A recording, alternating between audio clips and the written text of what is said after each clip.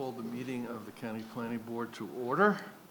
You can see the next meeting dates. Just as a reminder, this Friday at 8:30, there's a special meeting to discuss the capital projects. You certainly saw the big package that we got, and there's a whole bunch of projects. So instead of going over each one of them at this meeting, we're going to use the Friday meeting because the Planning Board has an important role to play in the capital budgeting process.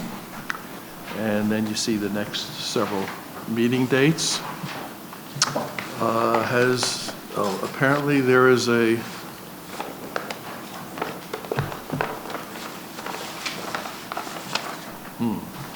Bill, the minutes. Yeah, in your packets. No. Right, everyone's got the copy of the minutes in the packet with some red highlights on page, I think it's page 2 or 3. Can you start?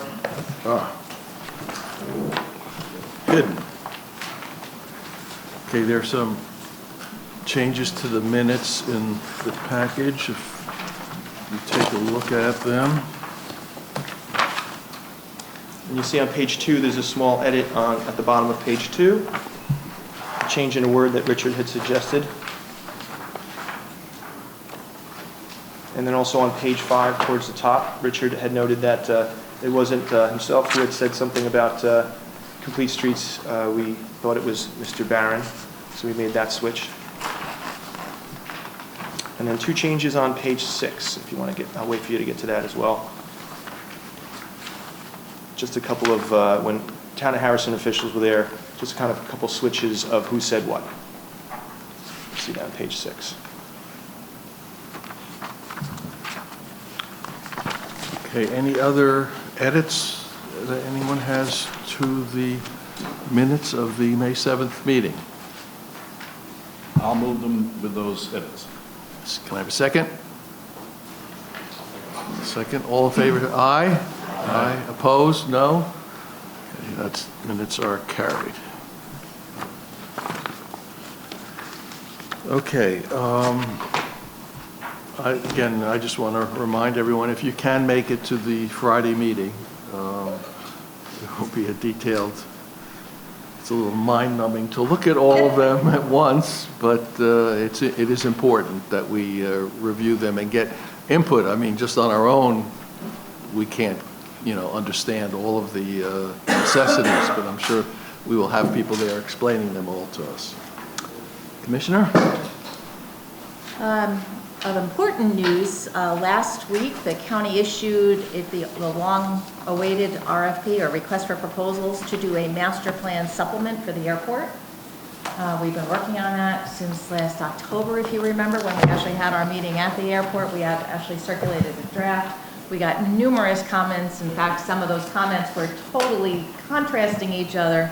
So working through a lot of those issues, we did finally issue the RFP, and a second RFP, if it has not gone out yet, is going out very shortly, where we just actually decided to break out the citizen participation piece. Instead of having the main consultant who's going to do the master plan supplement do the citizen participation, we actually decided to have a companion consultant do the citizen participation, so that they have a vested interest in making sure that the citizens and public comment is really, the public is engaged in a very meaningful way. I spoke to County Legislator Barr, whose district this is in, and she was very pleased that there is going to be a big community participation aspect, even by a separate consultant who is experienced in that. Yes. May not be expert on all the airport stuff, but is expert on community participation. David Kavinga has been taking quite a bit of time looking at other RFPs that were done in this manner and other proposals that were handled in this way with a separate consultant.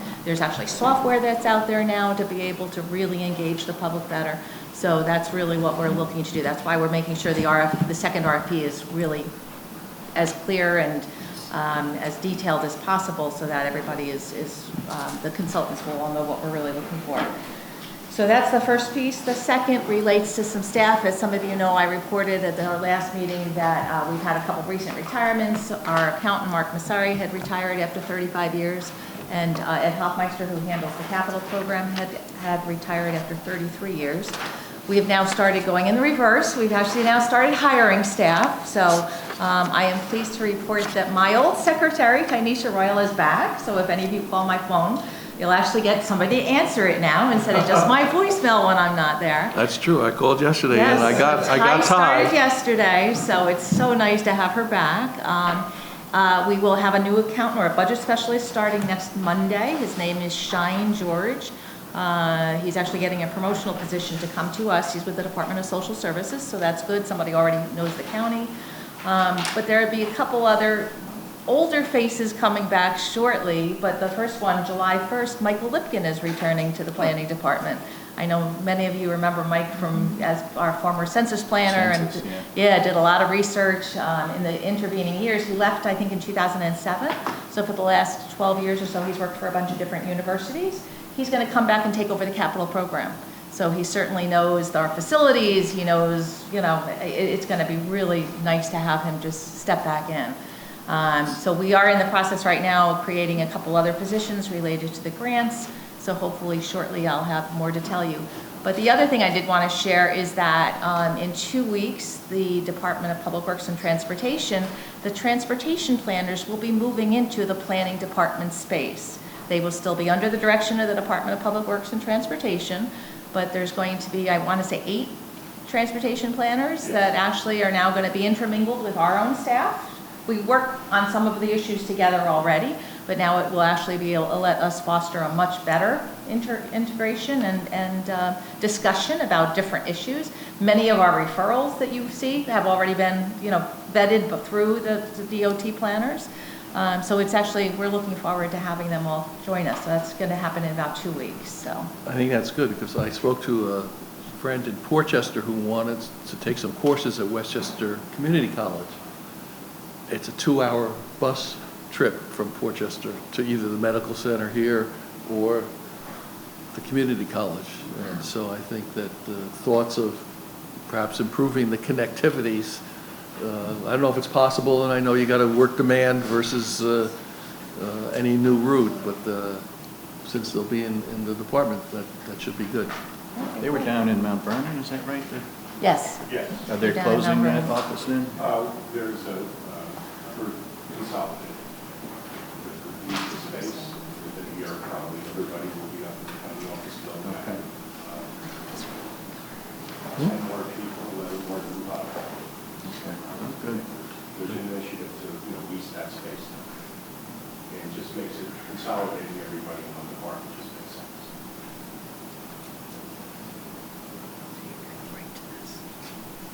Okay. Okay.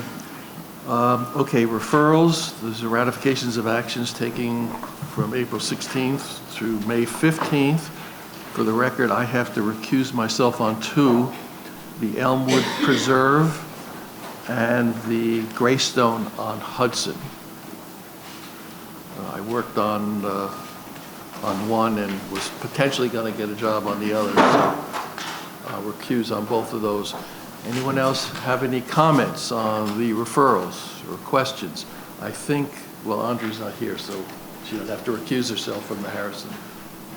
I was impressed with the strong language. In some cases, we're actually putting our foot down and saying this doesn't fit with the goals that we have, patterns or the follow-up to that, and calling out issues that are important long-term. So I was pleased with that. You can be polite and nice and everything like that, but sometimes if it's not right, you just got to call it not right. So I was pleased with that. Yeah, I just have a question about the comment about the 55-plus housing. And I just found it interesting, and I'm wondering if there's a trend against that kind of senior housing. Is that? Against, right now, we're seeing a lot of interest in providing those senior housing, mostly because generally you don't have children impacting the schools. So there's a lot more developments right now that are proposed to be the 55 and older. Remember, this is top-of-the-line market housing. Right. This is not for, seniors who are on Social Security. Oh, yes, I understand. Yeah. I understand. No, but I was just curious because this is, kind of an interest of mine about restrictive housing. It is. And, Apparently, this is that developer's sort of, oh, that's. Forte. yeah, what they do. Yeah, but Toll Brothers does it too. There's a number of developers that focus on the 55 and older. Well, if you look at some of the census data, I think we had it put online, that was the HOC, but from the last meeting, you could see that the prime group, the 30 to 45 age group, population has declined in every single municipality in the county from 2000 through 2017. Every single municipality, that group. That's the primary working age group. And so, you know, we're getting skewed more younger and older in the county, and that's going to have significant effect on the kind of services that the county has to provide. So, They've moved into the city? Is that what's happened? They've gone into New York? or out of state, or I'm just who wondering knows? if that's an actual Out of shape. state. I think out of state. There was a period of low birth rate, Right. too. Any other comments on the referral package? Yeah, and the White Plains zoning takes a minute, the recreation. Which wall are you referring to? This is wall. What's the number? WHP Okay. 19004B.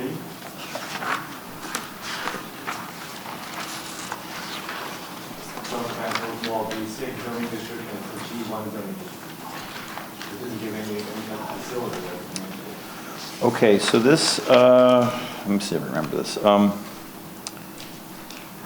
Okay, so this is their second attempt at changing zoning to permit esports and things like that. So you were, well, Like Galleria? I think so, yeah, because there was a proposal to do like a esports, like a. I think so. Yeah, yeah. Esports is a trend that we've been seeing a lot of. Some municipalities have started to adopt regulations to regulate esports. It's a nice use for large indoor spaces that are underutilized because it's basically just people watching a screen. Yeah, yeah, it's not nothing. I mean, you can kind of customize it to different spaces, but New Rochelle has something on their ordinance already for esports. Yeah, and so White Plains is kind of like the second municipality to kind of work this out. Yeah. Didn't put that on location, most likely it will be the Galleria. Yeah, I'm pretty sure. Yeah, I think that zoning district is the Galleria, the one. The B6 enclosed mall zoning district. Yeah, that's got to be the Galleria. Yeah. Yeah. Thank you. Any other questions or comments? Sorry. I'm looking at the affordable housing program with the range, and this is the first time I've seen that. So is the idea that you have to provide fewer units if you are providing them at the local rental? That's the standard across the country, that kind of requirement. Unfortunately, it leads for fewer number of units, but it reaches down to a lower income population. So it's a trade-off that's often done. Yeah, no, it's just that I haven't seen it in Westchester. But, I mean, because we have one of the problems that we have here with affordable housing is our median is so high. Right, that's why, you'll see that kind of breakdown when we review the affordable housing development on our agenda. It has, and that's,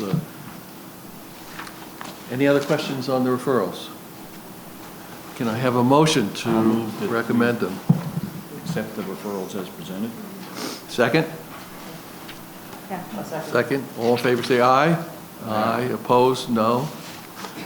Okay, we're going to skip down to matters for board information. We are, as you know, here at the Medical Center in Westchester County, and we have two representatives here, Kara Benworth and Michael Israel, who are here to give us a background, and please, and thank you for setting this up, and it's always good for the planning board to get the full picture of what we end up voting on when we approve capital projects. Well, good morning. My name is Cara Benorth, and I'm the Chief Administrative Officer for the Westchester Medical Center Health Network. We're really pleased to host you here this morning. We love to have folks on our campus. I'm sure many of you, or all of you, have been here before in some form or another. Mr. Israel could not be with us this morning. He got called to Rockland County for an emergency meeting of our Charity Health System Board.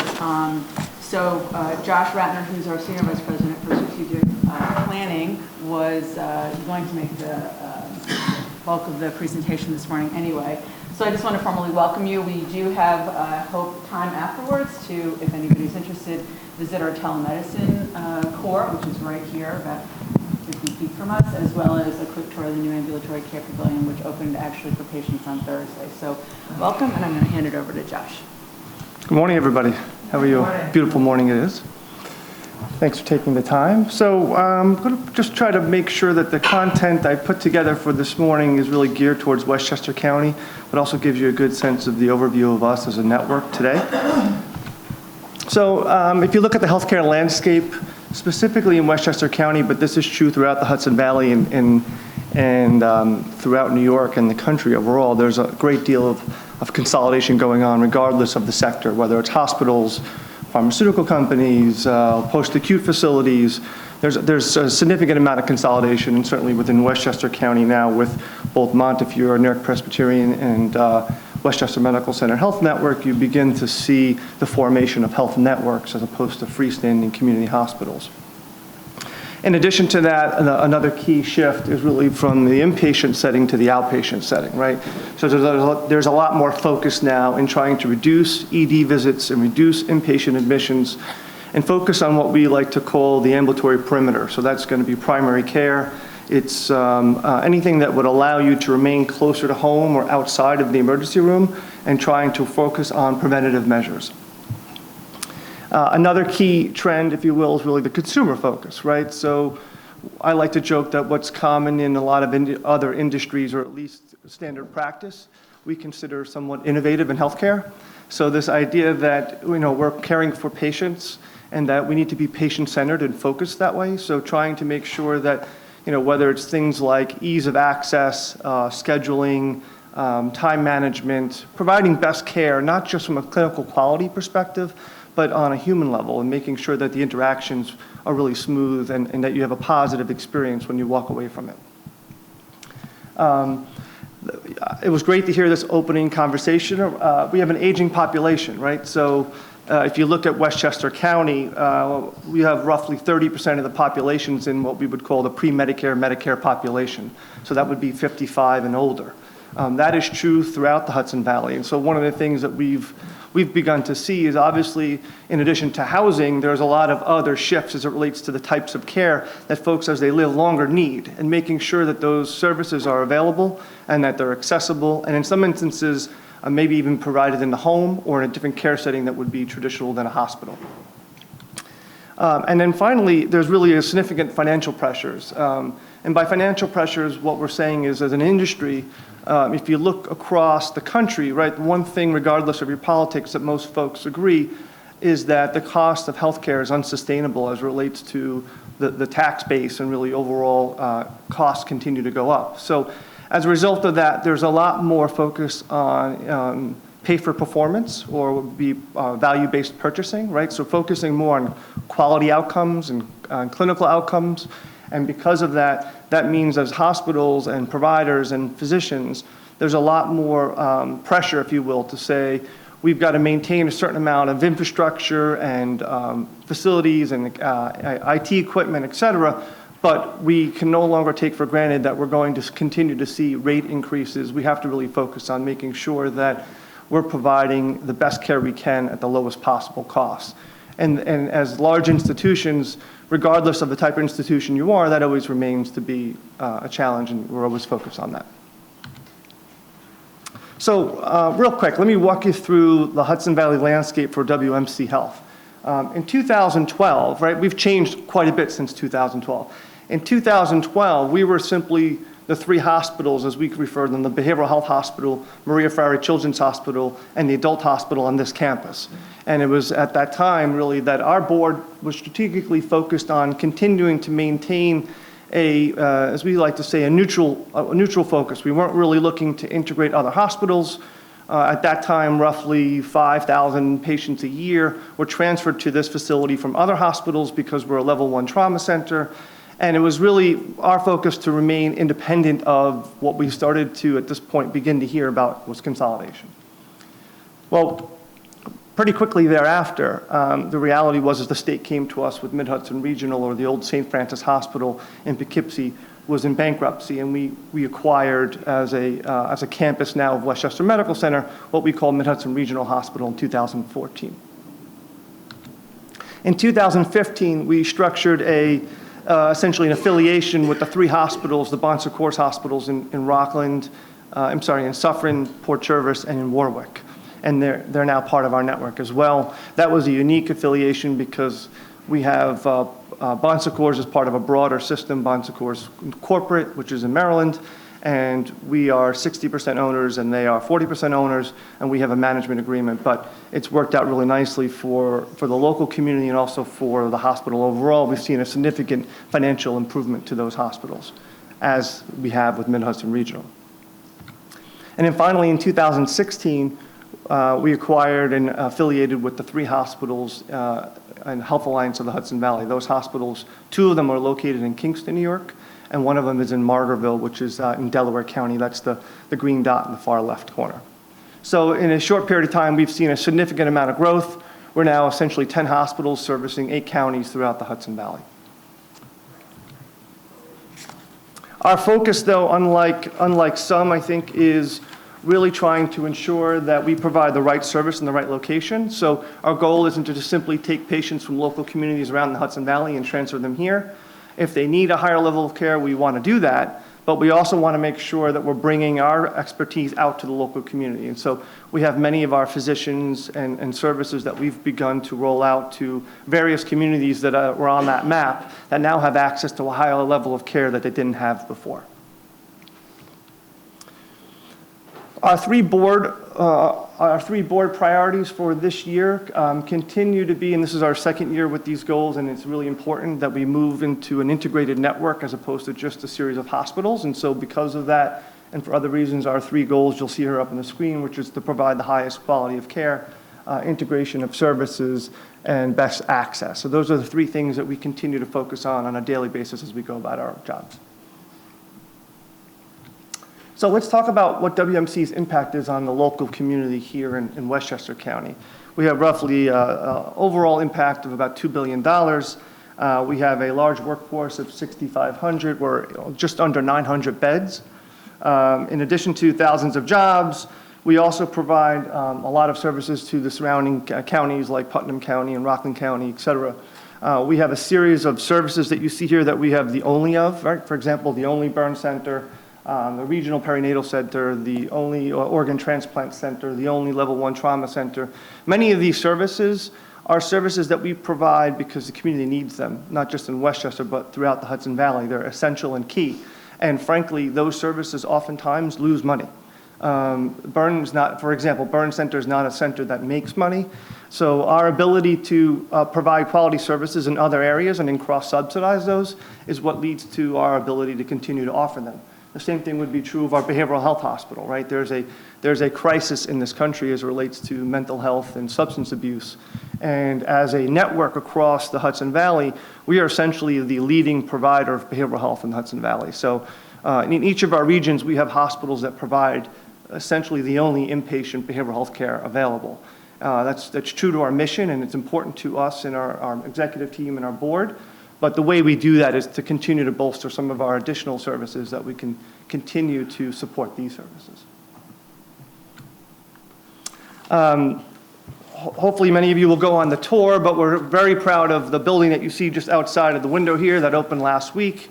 Our new ambulatory care pavilion, one of the largest healthcare projects in the county in decades. Again, opened last week, $230 million, just about 280,000 square feet.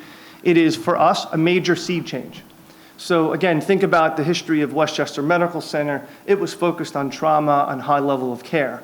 But because of the reasons that I mentioned earlier in this presentation, the need for us to begin to focus on outpatient care is critical. So this ambulatory care pavilion has state-of-the-art technology made available to us through our strategic partnership with Philips.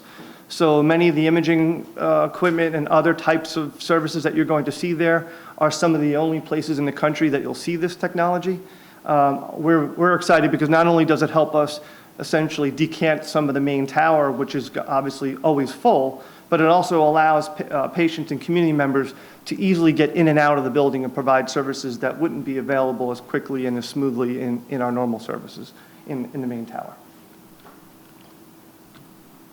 So in prepping for this, I think one of the key things I wanted to kind of cross-reference what I saw in some of the American community surveys. This is a 2017 survey, and some of our pre-discussions of kind of the importance of clinical services here at Westchester versus the county, right? And so one of the key things here is access to care. Many folks don't realize that just under 50% of our discharges, our inpatients, actually come from patients and community members that live in Westchester County, which I think is maybe intuitive for some, but certainly is not for others. That includes ambulatory as well as inpatient? That's only inpatient. That's only inpatient. Correct. If you look at the leading causes of death in Westchester County, and with heart disease being number one, so a couple things to contrast here. Number one, heart disease is the leading cause of death in the entire country. Number two, Westchester County is the sort of the lowest rate out of any county in the state of New York. So the good news is that we're outperforming the rest of the counties. But what we've tried to do, as you see on the right-hand side of this page, is our Heart and Vascular Institute, which is, by the way, one of the areas that you're going to see in the ambulatory care pavilion, is probably our most robust service line. So whether, everything from heart failure to heart transplant to open heart to electrophysiology, you name it, we have essentially all of the services available to us, and have begun to see a major change in terms of the utilization of those services. And hopefully, over time, again, from a public health research perspective, we won't know for many years, but hopefully we begin to see that some of these preventative measures begin to bend that curve a little bit here in Westchester County. Cancer, respiratory disease, and stroke. Respiratory disease and stroke are probably a close tie in terms of leading causes of death. From a technology and innovation perspective, you're going to see, if you're here for our tour, we also have a very robust e-health center. It's telehealth, so you may have heard about it. Essentially, it's the availability of us to provide services through a camera to patients not only in the hospital, but out in our physician practices as well. It is extraordinarily impressive, I think, when you see that this doesn't replace the physician on the floor. So, for example, in our intensive care units, we have all of our intensive care units wired and monitored with not only physicians who see the patient and nurses in the room, but also a monitoring sort of a look over the shoulder that have predictive analytics that monitor all of the patient's vital signs and will actually determine whether or not a patient's doing well or not doing well, and we can actually make interventions before the patient makes a turn for the worse. We've seen huge quality improvements from telehealth, and we're beginning to look at innovative ways to use telehealth out in the community. So a quick example of that would be up in Delaware County in Margaretville, for example, we have a small critical access hospital. Delaware County is a county that has one of the leading rates of teen suicide rate and substance abuse. Even though the population isn't high, it's a very rural community and suffers from that tremendously. We've structured a relationship with the local schools, and we're able to provide telemental health services to the students in the schools, so we provide access to these services.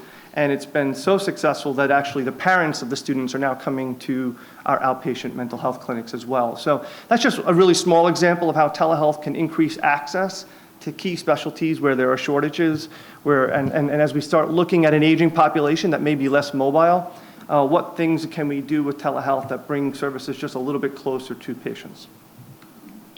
And then finally, from a community focus, one of the things that you've probably heard a lot about is really the social determinants of health, right? So for a long time, the healthcare industry was really focused on that slice of pie that was physicians and hospitals. And the reality is that healthcare is so much more than that. It's genetics, it's food, it's housing, it's all of those things. And so we are, through our district program, which is it's a state program that focuses on really trying to improve quality and reduce costs. as well as we've got a host of about 200 community partners around the Hudson Valley. And we've really begun to work on how we can partner with community-based organizations to really bolster the social determinants to provide better access to food and housing and those types of services. And then, promise, second to last slide, I'll try to, how am I doing on time? Am I all right? Okay. Fine. So left side of the page is really just sort of key demographics as it relates to the workforce in Westchester County, and the right side of the page is specific to our workforce at Westchester Medical Center. We thought this would be an interesting contrast for you. So if you look at where our employees live, roughly 39% of our employees live in Westchester County, about 5% live in Putnam, and the rest are kind of spread out. 40% of our employees, I'm sorry, that's the number, but there's about 5 or 6 towns that really pop. You see them listed there in terms of where our employees live. The median age in the county is 41. We have roughly 90% of our workforce that are, not surprising, I guess, between the ages of 25 and 60 years old. And the median household income here in the county is just over $90,000. Our median is around $100,000. So, or just over, I should say, just over 100,000. So I think a lot of this aligns, but also from the perspective that it provides key opportunities for folks in the community for workforce. And we're continuing to see that grow. And then finally, our partnerships. So one of the key areas that we've worked on, and again, this is through the overall medical center as well as through our district partners. You can see some of the partnerships we have with the education institutions on the right side of the slide. We continue to realize that the workforce, at least in our industry and others, is rapidly changing. So as I mentioned, if you're a nurse that traditionally provided care in an inpatient setting and more care is being moved to an outpatient setting, or frankly even in someone's home, there's retraining opportunities. There are new positions opening. So for example, care navigators or care coordinators, maybe some of you have encountered them when you go to your physician practice, or maybe your insurance company calls you and says, you know, hi, Mr. or Mrs. Jones, we noticed that you didn't get your prescription filled, or you're due for your checkup. The key here is that we're starting to realize that we have to navigate patients from one care setting to the other. And if we do that, then there's a higher likelihood that the patient's outcome will be better. The reality of that, though, is there is no real standard curriculum for what a care navigator or a care coordinator is. So there is innovation within the workforce, within healthcare, and we feel like working with our partners on the screen, we could do two things. One, there's a shortage of providers for us to hire, but two, it helps create new workforce opportunities, not only in the medical center, but throughout our physician organization in the Hudson Valley. And that was the end of my presentation. Are there any questions? Any questions that people have? What's your integration with Westchester Medical College? How does that work? Yeah, it's working fabulously. So as of last year, we've assumed the sponsorship of all the residency programs. So what that means is, you know, we have medical students here, and we have our residents rotating, and one of the opportunities that we've now begun to explore is what does it mean for medical students and residents to be able to have access to 10 hospitals as opposed to the 3 hospitals here. So the more exposure to rural medicine, to other types of care, right? Because we're a level 1 trauma center, if you're looking at elective types of procedures, our ability to partner with the medical college and offer a broader spectrum of training opportunities is a wonderful opportunity. What we've seen in some of our training programs is that students who have an opportunity to really get embedded in the community have a higher propensity to want to stay and work there. And so, as an example, we have a family practice residency program that we sponsor up in Kingston at Health Alliance, small little rural community. A third of their primary care providers are graduates of that program. So with a national shortage of physicians, we feel like the better training experience and the better exposure we can offer to the Hudson Valley and to Westchester County, there's a higher likelihood that we'll continue to keep some of those medical professionals here in the county. And I guess the current elephant in the room is the negotiations with the health insurance companies, which are currently ongoing and seems to constantly be issued, not just with obviously the Westchester Medical Center, but in general between hospitals and health insurance companies. Yeah, I mean, as I mentioned earlier, we are under, I think, significant financial pressures to continue to provide the scope and quality of services that we offer. The reality is that the rate of cost to provide those services far exceeds the increases in revenue from insurers. I'm not going to comment on our active negotiations, obviously, in terms of Blue Cross Blue Shield. I will say that, and we've made this public, that a lot of what they've said, I'll say Empire Blue Cross has said in the media, has not been true. We've tried to and will continue to negotiate in good faith with them, and we hope to reach a resolution with them.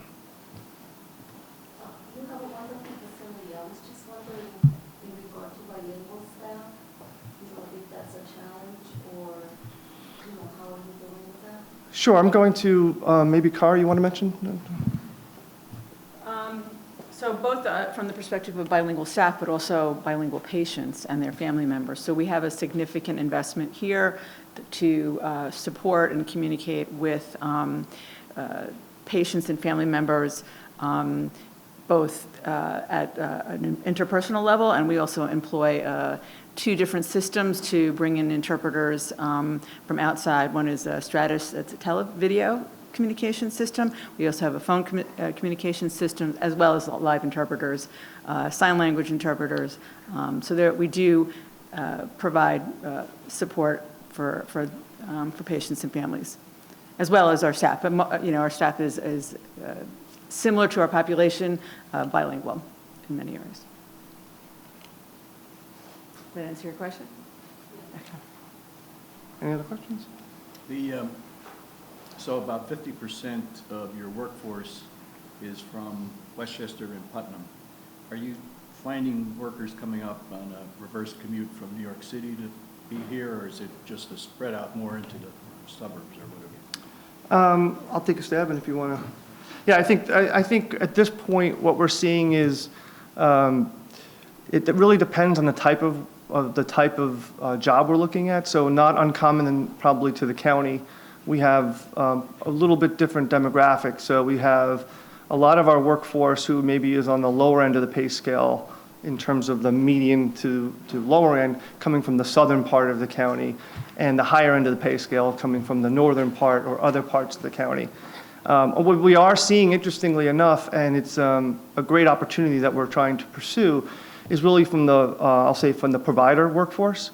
So there are folks from the city who are physicians, PAs, et cetera, who are looking to come up from the city and do come up from the city. We have quite a few physicians that live in the city and actually come here to work every day. Yes, sir. Do you have on-campus housing for any employees? Yes, sir. Yeah, so we have housing on campus for our residents and fellows. Right. I'm not sure of the number of units, just on the southern side at Maplewood. And then the college has housing, condos and apartments for students. Yes, sir. Hi, I was at a Westchester Transportation Board meeting a few days ago, and one of the issues that came up was the relocation of the bus stops that were used mostly, I guess, for your employees, but also for visitors, away from the main entrance and farther away. And I actually used it this morning and to get here. And, I have to tell you, it was kind of a harrowing walk to get, to this spot. I was hit by a car once. I had to walk into the midst of traffic. And not surprisingly, the drop-off in your bus ridership to this facility is the largest drop-off in the last 2 years of any bus stop. So fewer of people coming here are taking the bus. And I know that in the original site plan, the bus stop was supposed to be returned to its old position, where it used to be close to the entrance.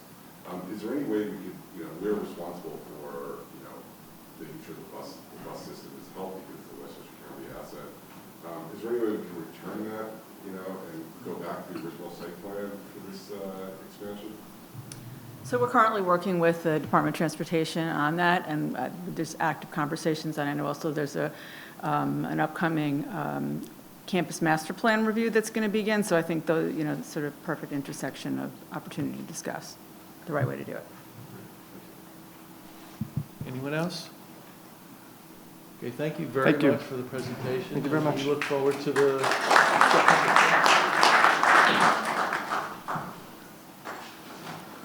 Okay, let's go back to referrals. Referral of interest. Westchester Park Drive, Harrison, 1903.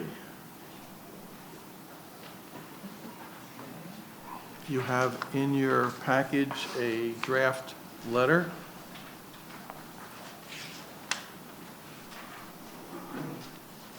Which has not been sent out yet. That's correct. We reviewed this, staff reviewed the environmental impact statement for this proposal, which has been going on for, several months now.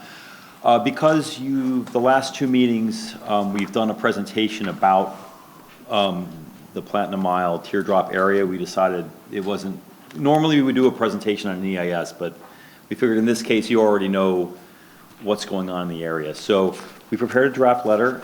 This letter does not have to be transmitted to the town village until the end of the month. They adjourned their public hearing to, I believe, the 25th of June, so we have some time. I'm actually still waiting on some comments from the county's traffic engineer. He was away this week, so I have to wait for him to, he had some comments about a signal retiming that would take place with this project, so I have to wait for him to give me those comments. So the letter would still be, this is by no means a final letter, but if you have any, comments on the comments right now, let me know, and then we can circulate the final letter at the, at a later date. Just checking, it says here 19-03, whether it says 19001. Oh, yeah. This happens all the time, yeah. We'll get the numbers straight before we send it out. Yeah, thank you for pointing that out. I'm just confused. Yeah, no, we'll get the numbers straight. Thank you, I appreciate that. I'm gonna circle that. On page 3, the third paragraph, you recommend that the town village condition the approval of this application on the applicant obtaining agreement of the adjoining property owner to have the interconnection. I'm not sure that you can legally require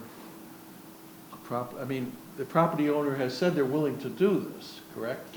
The developer has said they would be willing to do it if the adjoining property owner is amenable? Right. I mean, it would be good if they could, by the time they get to the final EIS, if they could have that agreement in place. So much hinges on this. I agree with that, but to use the word condition approval might be something that can't be done, but say we really would recommend that approve, something to that extent. Again, this may be a legal issue, you may want to just run it by. Didn't they say they were doing that when they were here? The developer said they would, but they need a permission of the adjoining property owner in order to do it. It's likely, I assume, that the adjoining property owner would give that permission, but who knows? And to tie up one developer because the adjoining property owner says no, might not be reasonable, even though we want to see it happen. Maybe it's the reverse of that. Basically, the plan that they presented shows access through to connect to the other property. And so if they're unable to attain that, they will need to revise their plan. Something like that is more so. Well, but there is no revision of the connectivity aspect if the adjoining property owner is unwilling, I would assume. If they're not going to connect, then how are they going to manage the traffic access on site? So. The same way they're doing it now, which is, I think it's, you use the term, require absurdly circuitous routes. Yeah. Pretty much. But, it's something we should, finalize the language on. Okay. I think what, Dwight said is important in terms of how we phrase it, I think is important. And I'm interested that in several cases you mentioned that our original letters on the EIS scoping were basically ignored in the draft environmental impact statement. We said you should consider this, and they said they just didn't. That's now, right. Of course, by sending this letter, they're required to consider it in the final environmental impact statement. but I don't know if you know why, that they just weren't considered at all, because they were reasonable requests. Right. Usually we find that with scoping documents, when we make a comment, they'll add it to the scope. It almost always happens. So in this case, it was puzzling why that didn't occur. Anyone else have any comments? I thought the market analysis was kind of interesting. Yeah. I had no sense of whether we're coming to the full build-out of rental housing in Westchester, but they're seeming to apply that there's, at some point soon, I guess, you're going to reach a point where there isn't a sufficient market to support more apartments. I had no idea we could possibly be near that, but it's interesting to see. And also the comparison of these apartment buildings in the middle of nowhere, as we used to say, to the apartment buildings at transit centers. The market study makes it clear that that's a disadvantage in lease-up. And you point out that Ridge Hill is the only example we have and has not done well. That may have other reasons, but we have just the 1133 Westchester Avenue that was recently approved by the city of White Plains. We have this one in Harrison. I guess we're going to get some case studies to see whether, and then the Toll Brothers also is under construction. Right. So we'll see whether that disadvantage relates to the marketing. Any other comments or questions? Okay, so maybe if you just fine tune the language as to whether we can say a conditioned or highly recommend. Very good. So I'll make that change, and then I'll incorporate the traffic engineer's comments, and then we can circulate it one more time. Okay. Matters for planning board action, Housing Implementation Fund and New Home Land Acquisition, 645 Main Street, Peekskill, New York. There we go. And you can just the arrows, okay.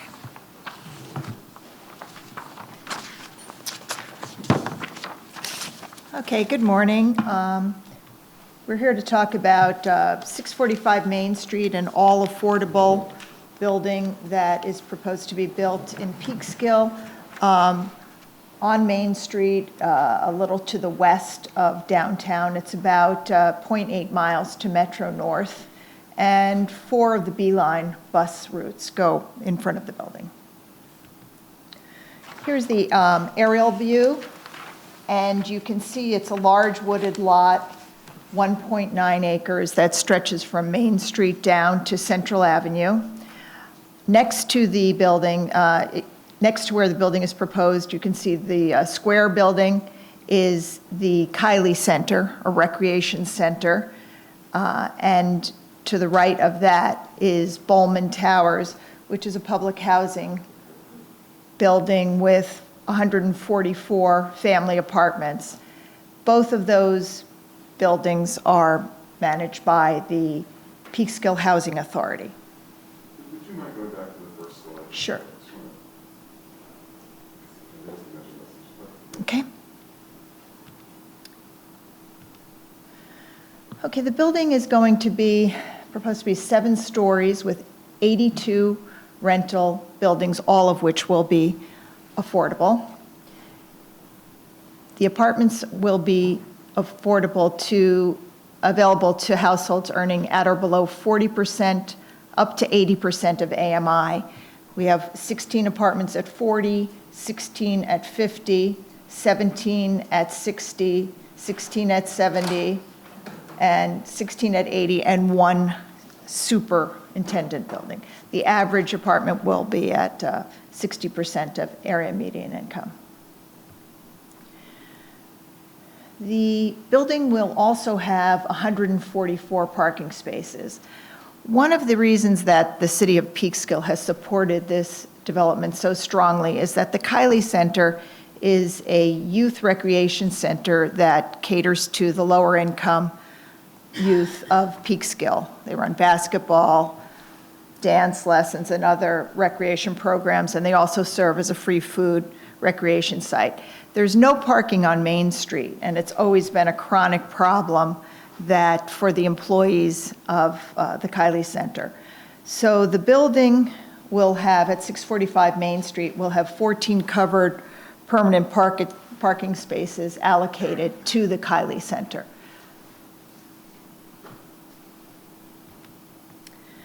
We're requesting housing implementation funds of $5,760,000 for building the garage foundation, piping, and other infrastructure of the building. Do you want to comment on that at all, Anthony?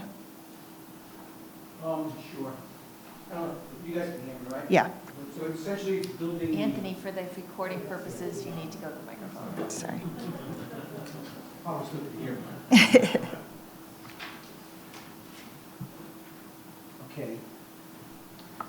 Given the way the building is being built, there's a garage underneath it, so the HIF will be paying for the foundation, structural components of the garage, some drainage, some utilities coming into it. There'll be some electrical components of it, but it strictly for that related infrastructure.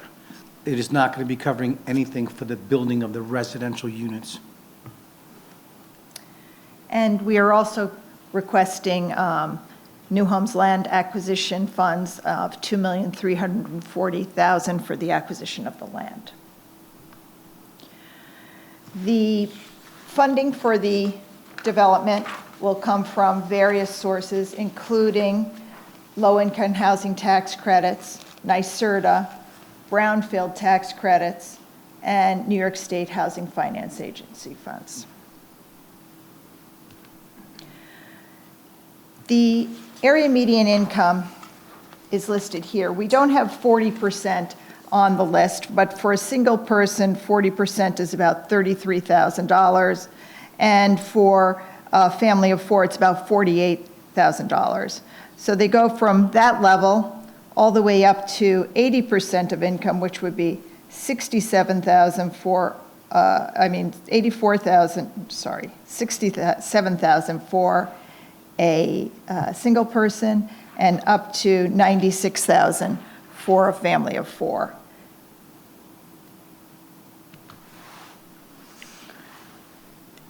There's a lot of different units at different levels, as I mentioned before. But what's interesting about this is that 69 of the units are two-bedroom apartments, which the city pushed for, because many of the developments lately have been very heavy on the studio and one-bedroom apartments. So we have only 6 one-bedroom apartments, 69 two-bedrooms, 6 three-bedrooms, and 1 super apartment. What's a super apartment? Oh, for the superintendent, I'm sorry. I thought it was something really special. Like the giant apartment at Reader's Digest. Okay, so here you'll see the site plan. This is better envisioned in one of the renderings, but you can see at the bottom is Central Avenue. There's a historic commercial building that will remain, and in order for the people who will be parking there to get to the Kiley Center, because it's a 7-story building in the back, and on the front it's only 3 stories, they'll be able to enter into the garage and take an elevator up to Main Street. So that's how they'll get there. And the people who live in the building will have fobs to enter the building, and the Kiley Center employees will not have those fobs. So this is the Main Street side of the building. There's no parking in front on Main Street, so this is why it's been a chronic problem for the Kiley Center, and it's a steep hill on the way down, so that also has been a problem. Yes?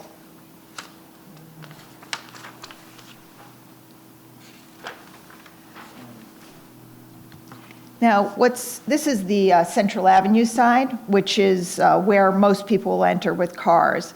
What's very exciting about this building is the developer has committed to LEED compliance.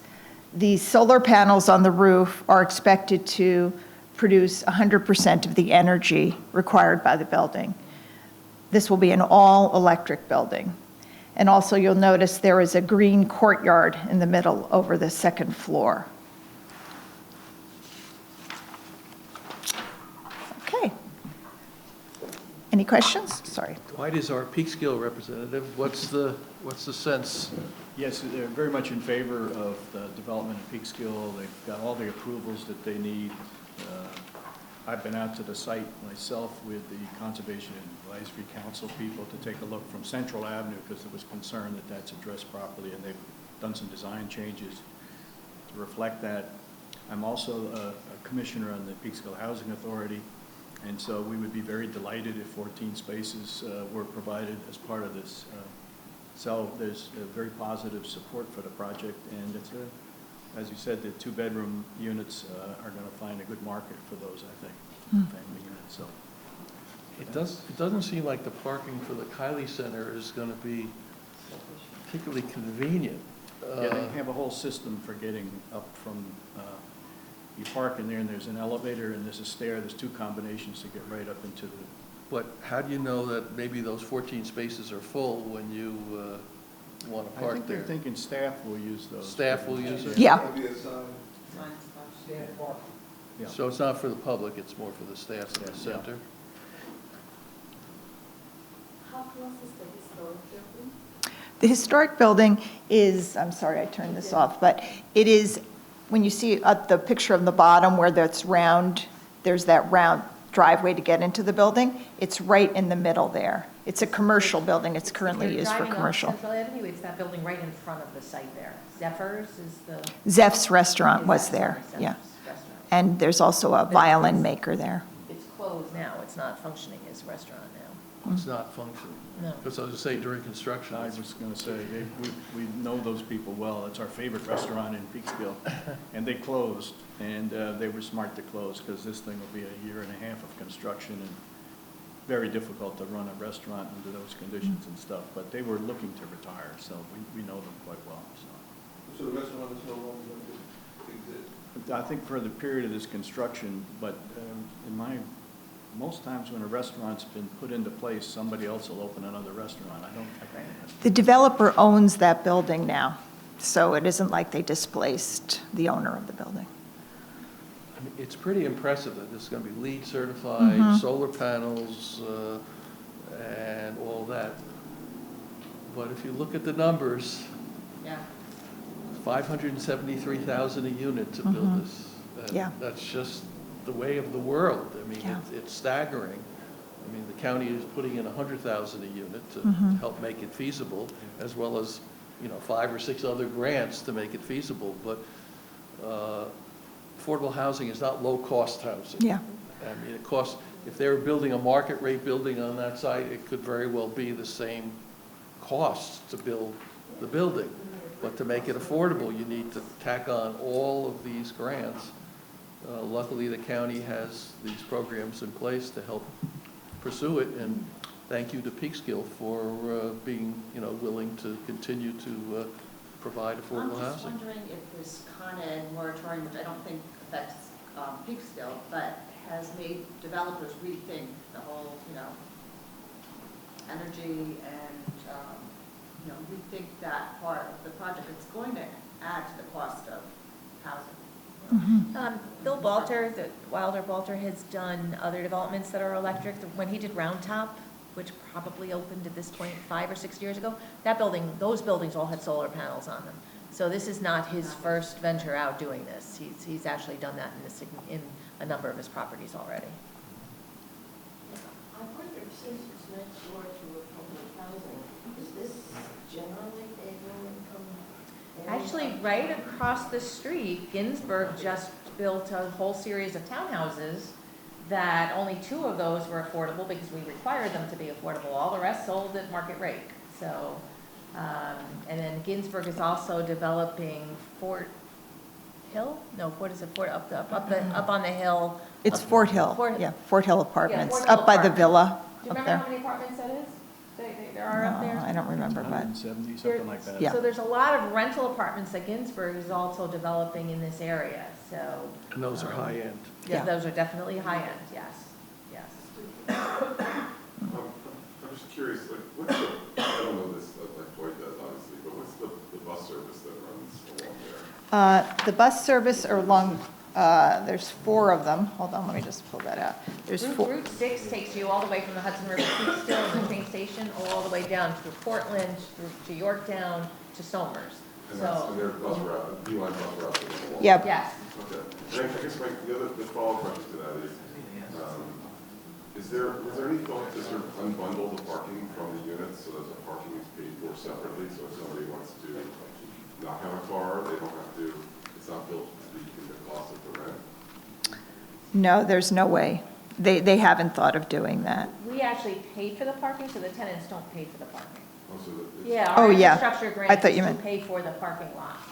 So it actually will be built into the deed restriction that the tenants will not be charged for the parking. So people without cars will pay the same as people with. Because they're really paying a rent based upon their restricted income as opposed to based on the services that they're getting. Be a good topic for a future discussion. By the way, the Beeline they're number 14, 15, 17, and 18. All go along Main Street, the front side of the building. And are those buses run on weekends? And Yeah, they run all 7 days a week.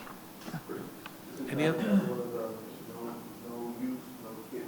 No. This is That's why there's so many definitely two-bedrooms. family. Yeah. Any other questions?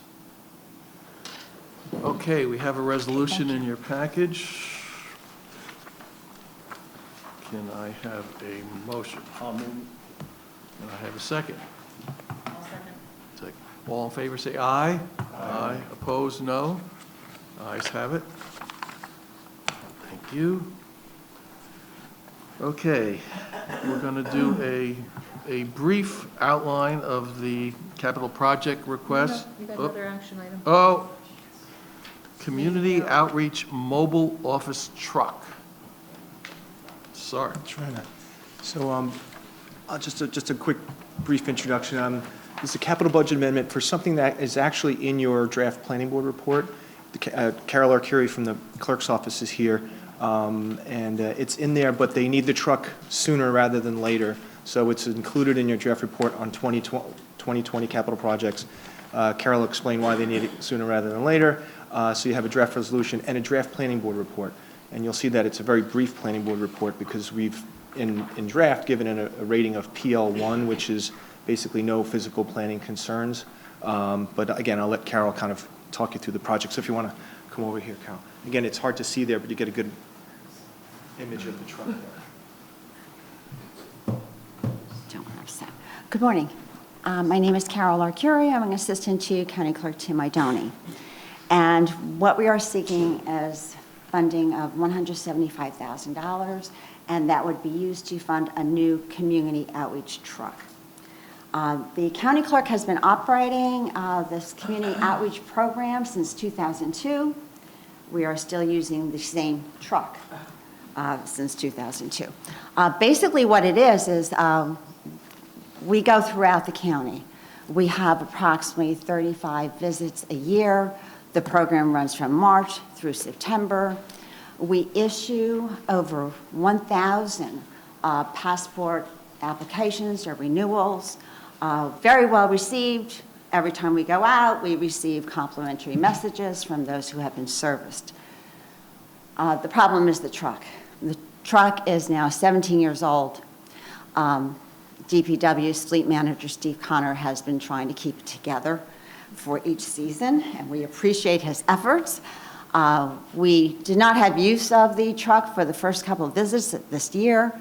Thankfully, the communities were able to provide space for us between the new generator, new carburetor. The body parts can't be supplied. The body company can't supply the replacement parts. OEM parts are now obsolete, so we've been on a temporary fix. We hope that it will last through September so we can go to all the locations that we have planned and not have to rely upon municipalities providing space for us. The problem is, too, that Right now, they are estimating, we only were able to obtain one viable quote. Steve Connor has been going to all sorts of companies and requesting. We've looked into even the Sprinter, thinking that may accommodate at a much lower cost. However, we want the vehicle to be handicap accessible. Okay, so we need a wheelchair lift. We don't have that currently. So the new truck would be not only efficient and eco-friendly, because we have been told also that there are exhaust fumes that will leak into the office space when operating. So it will also have, well, I don't know if you can see it on here, but it's going to have a retractable awning. It's going to have a wheelchair lift. It's also, right now, when we go out, we send about 3 or 4 staff members. So it would always necessitate a fleet vehicle as well for the other 2 staff members. But this will have 2 seats. Well, first of all, it would be open between the cab and the box. And it will have 2 seats with seat belts, so the staff will not need to take out another fleet vehicle for use. So the reason for the urgency is that the 8 months. I mean, they're predicting that it will take 8 months to customize this. So by the time we go out to bid and the customization, we're just on the line for having a new vehicle out operational in March of 2020. And that's it. So we hope you will consider the request. What we have done too, we have put it in the 2020 in the event that the amendment is not approved. It was presented to the Board of Legislators last night. My understanding is that it was being referred out to the committees, DPW committee, is that correct? Thank you. As well as budgeting and appropriations. I'll move the draft resolution. I'm not clear as to what happens with the map. I'm just saying, hand out information? No. No, actually, we go to about 35 locations throughout Westchester County, and we also go to a lot of the fairs. So that, and people who come for their new passports or renewal passports, they come. We process their applications. We take photos also in the vehicle. So there is some revenue in the process. I mean, the revenue is no way comparable to the goodwill. As I say, so many people who utilize these services are so appreciative of the services. The processing fee is $25. The photos are $10. Senior citizens is $7. So thus far, we've been to 12 locations. Actually, we're in Mount Pleasant today. So we've been to 12 locations. We've had 497 applications, or either new applications for passports or renewal applications that we've processed through the community outreach truck. It's a passport ban, basically. Yes, yes, passports, I'm sorry. And you said it's eco-friendly. Does that mean it's got an electric engine or a combination engine? Those are some of the aspects I think DPW has been looking into. Right now, thank you. While the OEM Go up to the front, please. Thank you. While the OEM, which is the original equipment manufacturers, do not offer the hybrid drivetrain as part of the assembly line, production vehicles, there are aftermarket, very high quality aftermarket companies which are approved by the OEM, so you have to have the buy-in from the, let's say Ford Motor Company makes the chassis, so that they keep the warranty intact and so forth after you modify the drivetrain to add in the hybrid system. And we just had a meeting yesterday with the committee of the board, and they approved last night the purchase of paratransit vehicles that have that same exact system. So we have these small buses, like an airport shuttle. I think we bought 12 of them that would have that same system. And this is you know, I know it's not the same vehicle, but under the skin, it's the same vehicle as the bus. So, when yes. it's sitting there, Yes. so when stuff's happening, the engine's not running. The gas engine, this is not an idling vehicle. Well, this needs electric power for the operation, so you don't necessarily have to have the engine running. You can have an auxiliary power unit, which is the better way to do it, which is a lot less intrusive. You're not having this big 300 horsepower gasoline engine running a little alternator that provides the electricity for that. So you have a small, almost like a motor home, you know, where they'll have a small little onboard generator. So that's when they're stationary and they need to function. But the hybrid system would be when you're driving around, you're stopping, you're slowing down. It's using regenerative braking, so you're not using the brakes on the vehicle, but it's charging the battery pack up. And that, it's about a $12,000 option, but in a $150,000, $175,000 vehicle, it's kind of a small investment, and it pays off over the lifespan of the vehicle. If you keep it 15 years, you more than make your money back, and you're also doing environmental benefits, so that's kind of where that goes. No, it'd be gasoline. Yeah, which is actually much better. Yes, oh yes, the diesel still, no matter what you do with it, it's still carcinogenic emissions, so. And they're very, very expensive now. They're trying to clean up a diesel to make it almost as good as a gas, but you might as well start with a gasoline engine, so. How often does this truck go out? We have scheduled 32 visits, and as I said, we go 32 from the end for of the March. year? 32 for the year? Yes, and if municipalities contact us, we go out. We were out Saturday in Sleepy Hollow. They had a fair there, so it's also then makes the service accessible to the families who can't make it with their children or they're in school. Carol, I understand also that you do either alerts or phone calls or something like Yes. that, so the community knows that you're going to be there that day? Yes, So the it's not county. just for passersby, it's- Yes, that's correct. The county clerk makes robocalls to the municipality far enough in advance to alert the municipality that the vehicle will be there. As I said, we thus far, we've done 12 visits this year, and we're looking at 497 either applications for a new passport or renewal passports thus far. Carol, just as a thought too, if you're looking to do more work, we do 13 ethnic festivals at the counties, at Kensico. Yes, we do go there. We go to quite a few of the festivals. We try to keep track, and I believe they're on our schedule as well. Okay, can I have a motion to authorize the capital project request? Second? All in favor, aye? Aye. Opposed? Passes. Thank you. Thank you. Okay, as I said, lastly on the agenda is the draft capital project reports. You've got these two giant packages in your mailing, and maybe Anthony? and you know, you can give us a summary of what we've got here, and again, Friday morning, if you can make it, there'll be more detail. Great, again, Anthony's going to go through this. And then we have to approve this. I know September is the date it has to be out, so. Right, we have a little outline on the schedule at the end there, kind of see what all the steps are, not only your board, but then all the other folks involved in the program, so.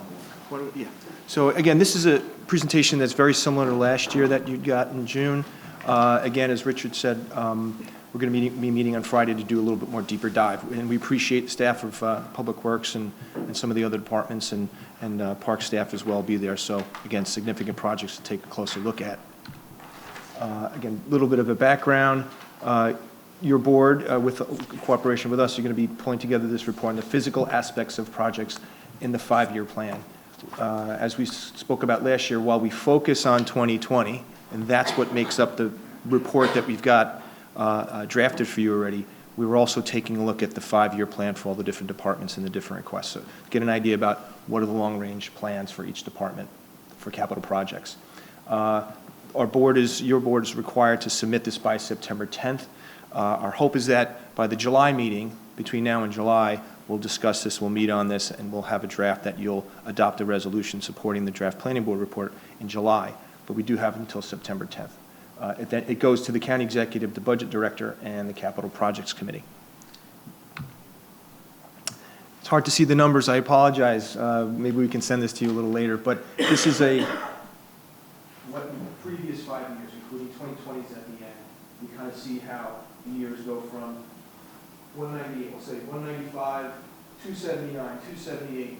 Last year, the approved capital program was down to 175.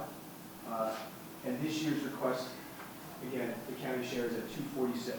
But I just want to point out, last year, while it was approved at 175, it came in much higher, and a lot of the projects were pulled out further out to the program or reconsidered. So again, this year, it's a higher number, and this will likely get pulled down to a lower number as the reviews and the capital projects committee reviews the projects. This is a slide that shows how we break out the tax levy versus the districts. The districts are the refuse districts, sewer and water districts, and the airport. So while the greater number here is 314 non-county shares, that's other sources, comes up to 246.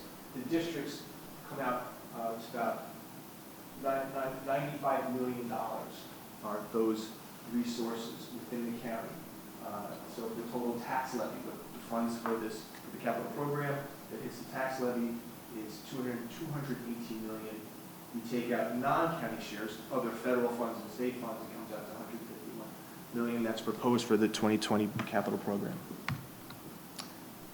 Like last year, we're still addressing a backlog. And again, Public Works and Parks, they're two of the bigger departments that are still struggling with this. Many of the projects, and I'll have some figures for this, are still addressing the backlog. We're looking at cost escalation. Many of the projects in the report, in the draft report, are just tacking on some more money to existing projects. So in the report, you've got over 130 capital projects just for 2020. Comes again about $314 million. Almost half of those projects are for existing projects that you've already seen that need more money. Some of it's small money, some of it's a little more significant. And that's due to cost escalation and sometimes further deterioration of a project as it's been waiting to kind of go forward. And approximately, rough count, about 70 million of the 314 million is our existing projects needing more funds, which is that's about 22% of the total capital budget requests in 2020. And where do we go from here? We're meeting on Friday morning. Thank you very much for coming in for that second meeting.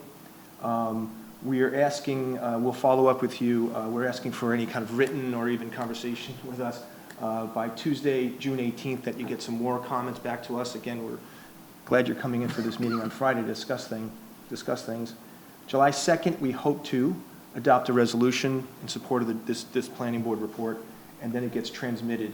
The planning board report will get transmitted, again, to the capital projects committee and to the county executive, to the board of legislators. And then from there, it goes on for approval in the fall. The county executive will take a look at it and transmit it to the board of legislators.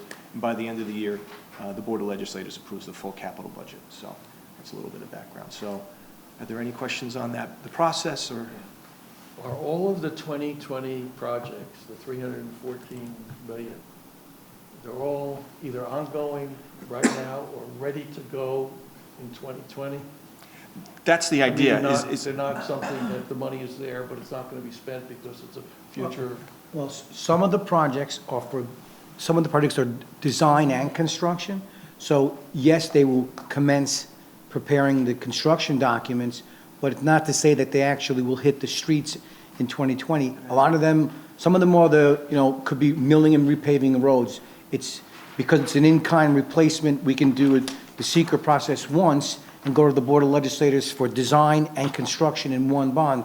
So some of those projects are like that. Some of the projects will be just for design. Some of the DEF facilities first have to complete the construction documents, and then we'll come back. So, yeah, if they're in the 2020, they're in the 2020 because they're going to happen. We're still dealing with the backlog, folks. There's a huge amount of projects that are still, we're playing catch up, and some are like they just said, the $70 million is because now we have design and we know we don't have enough money.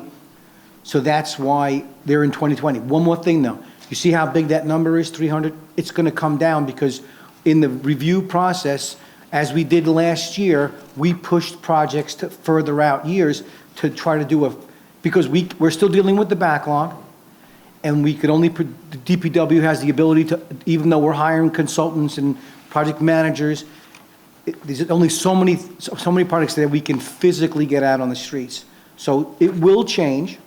You're going to see that number go and be pushed out.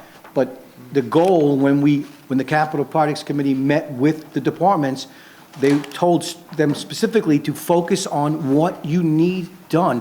Don't ask for no new projects unless it's a health and safety. So these are all projects that have been either in the system or in the capital program that now need immediate attention in 2020. Will that be discussed on Friday in the sense that out of the $314 million, some of these projects are going to be pushed back?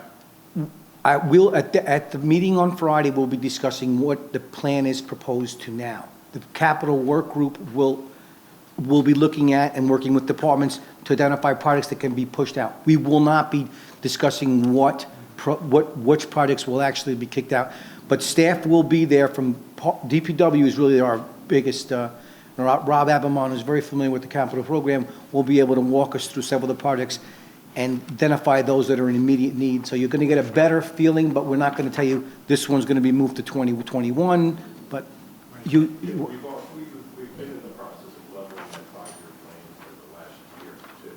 And then also projects come along during the year, so they're not within the capital program, but things fall down. Things have emergency needs that we have to address too with the capital program. So, and then you won't even see some of those. I mean, that's just the nature of this business. So, but yeah, we've been leveling that five-year program over the last year. We've been meeting with all the departments. But this is what we feel at this point, and it will be some scaling back that we can at least start in 2020. Percentage of old versus new, yeah. Growing, larger, the number of new projects there. I would say the majority of we're still playing so 70 million of the total projects, which is like 300, so towards that 22%, we're still playing catch up. So we're finding that projects, unfortunately, that were originally in the capital program in 2015, 2014, 2016, we're having the cost of construction has gone up 4 to 5% a year. So we're finding that and then you have further deterioration of the infrastructure. So it's a double, we're getting hit twice. So we're trying the focus is to try to address and complete projects that are in most, what need to be done immediately. And this is going to it's going to take us a while. Like we said last year, I think we did, about $250 million, $250 million, $250 million was pushed out last year and a little bit in this year. So we've been very aggressive. DPW has, really put an effort into getting these projects out and getting them built. But it took us many years to get where we are, and it's going to take us time to get back in this five-year plan. But we have a plan. We've been working with the departments. Everyone's cooperating. It's hard to say you can't, let's focus on what needs to be done. You still have so many projects in the backlog, but you can't forget about the future. So Anthony, we're trying to balance Is it. it fair to say that this is pretty much all maintenance and repair? Is there anything that's like a new construction element of something we're doing that isn't already an existing facility that we're repairing?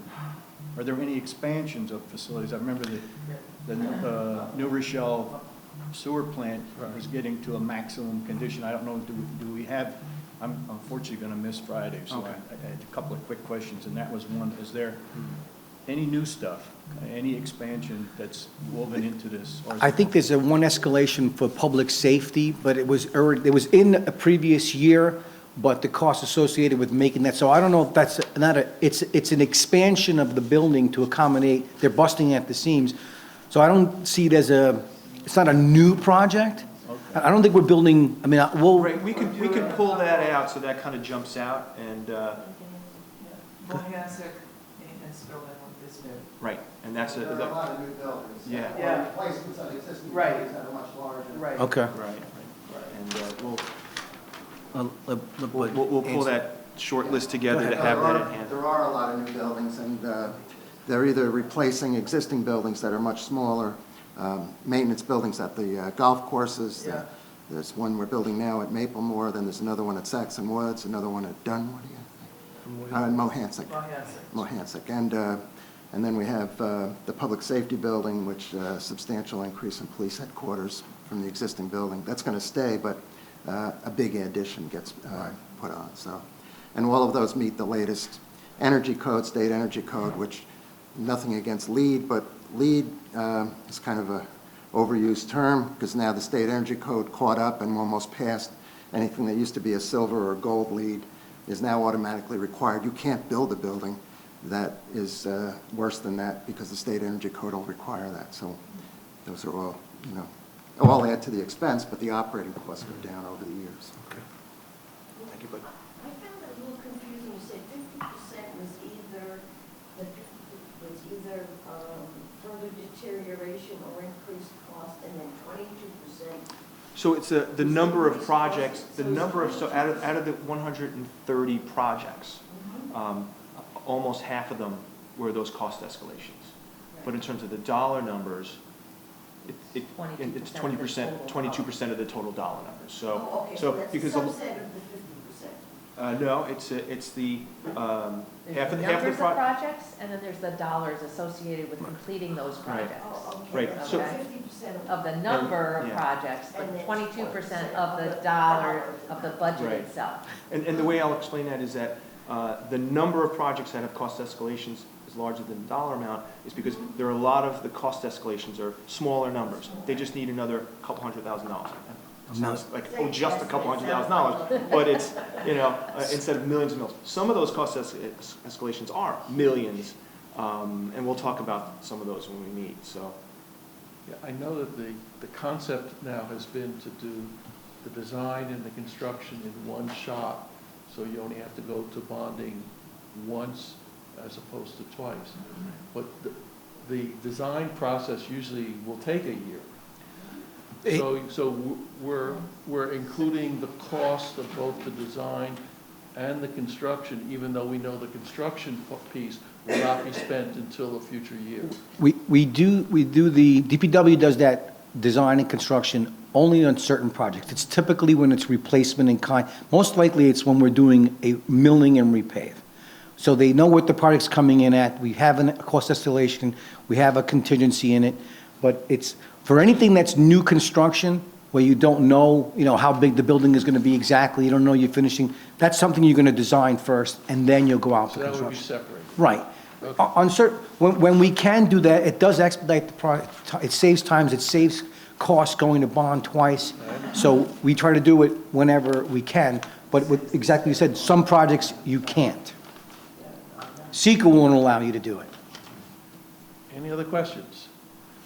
Okay, well, this is a good overview. I know we got to roll up our Again, sleeves. thank you, yeah. on And Friday. again, thanks for the staff. I know all the major departments, DEF, Parks, and Public Works will be there to answer questions and do a little deeper dive.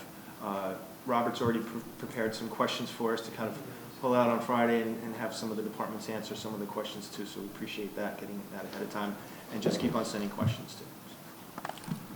Okay, thank you. Okay, is there And you're meeting at the Regular, yeah. any other business that you have? That's good. Just the tour. Okay, we're going to have the tour after. Can I have a motion to adjourn the meeting? So moved. Can I have a second? Second. All in favor? Aye. Opposed? Okay, thank you, everyone. See as many as can make it on Friday.